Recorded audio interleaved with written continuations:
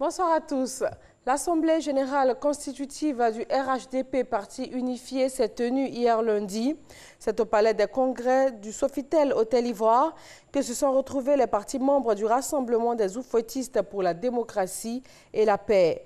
Le président Alassane Ouattara était présent à cette Assemblée générale qui marque la création du parti unifié et il en a été désigné président. Il a appelé à l'union autour de ce parti unifié. Réunion annuelle du groupe de coordination des actions de lutte contre le travail des enfants dans la cacaoculture à Abidjan ce matin. Cette 8e réunion a été désignée par la première dame ivoirienne Dominique Ouattara. Mahama Traoré. L'OIT, l'Organisation internationale du travail, dénombre 72 millions d'enfants travailleurs en Afrique subsaharienne.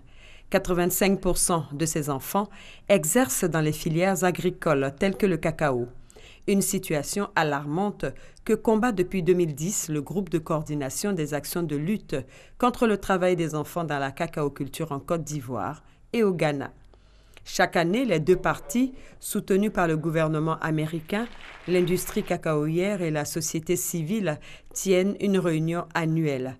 Cette année, elle se tient pour la première fois en terre ivoirienne, en présence de la présidente du Comité national de surveillance des actions de lutte contre le travail des enfants, la première dame de Côte d'Ivoire, Dominique Ouattara.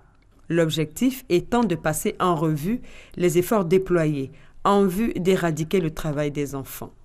Grâce à la coordination et au suivi des actions, nous enregistrons au fil des années des progrès notables vers l'atteinte de notre objectif commun, à savoir celui de réduire de 70% les pires formes de travail des enfants dans le secteur du cacao au Ghana et à Côte d'Ivoire à l'horizon 2020.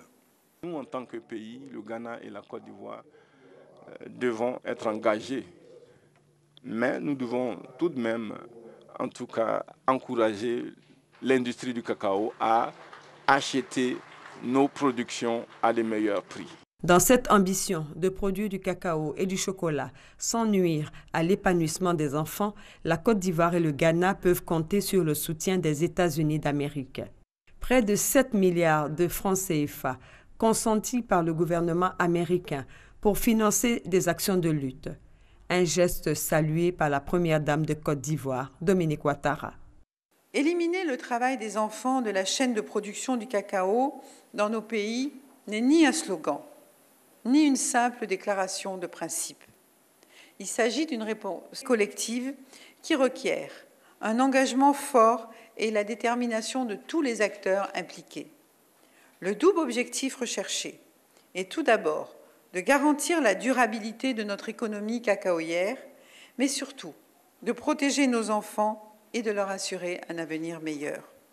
Pour cela, il faudra rechercher et développer de nouveaux partenariats en vue d'étendre nos actions à l'échelle nationale et sous-régionale. C'est grâce à l'implication et aux efforts de tous que nous parvenons à faire bouger les lignes dans ce combat pour la protection de nos enfants. Mettre fin au travail des enfants d'ici à 2025, un point clé des objectifs de développement durable. Nul doute que l'atteinte de ces objectifs sera au cœur de cette 8e réunion annuelle du groupe de coordination des actions de lutte contre le travail des enfants dans la cacaoculture. Les zones industrielles, ces grands espaces à l'intérieur des villes où sont autorisées les activités industrielles, occupent une place importante dans le développement du tissu industriel de la Côte d'Ivoire. Mais depuis plusieurs années, la pression démographique et foncière a favorisé une présence illégale d'habitation à proximité de ces zones. Que font les organes en charge de la gestion des infrastructures industrielles pour juguler le phénomène et aussi éviter le pire? Des réponses dans le journal de 20 h.